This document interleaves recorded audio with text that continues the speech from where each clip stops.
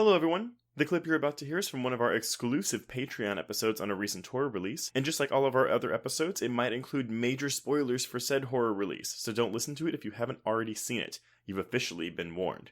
And if you'd like to hear the full episode, just head on over to patreon.com/horrorqueers and subscribe today. Without further ado, here is your exclusive Patreon clip. Okay, well, why don't we knock it out of the way, Joseph? Would you recommend this movie? I would not, no. I would not either, but will you remember this movie? I will not, no. I don't think I'm going to remember the movie itself, but I do think I'm going to remember talking about it, if that makes any kind of sense. You know, it's funny that you say that because I feel like we might have a variation of this conversation when we talk about The Strangers Chapter 1, but for different reasons.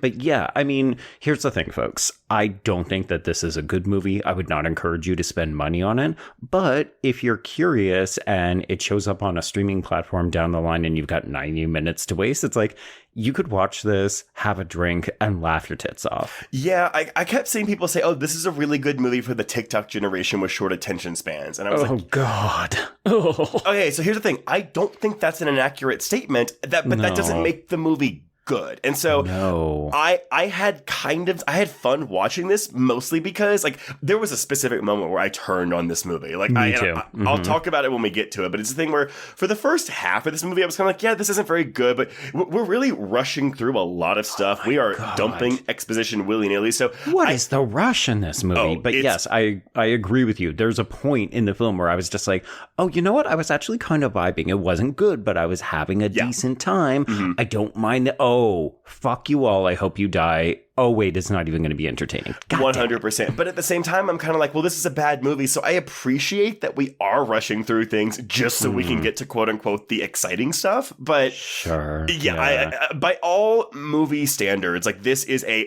bad movie. Yes. I do think it's moderately fun. The two are not mutually exclusive.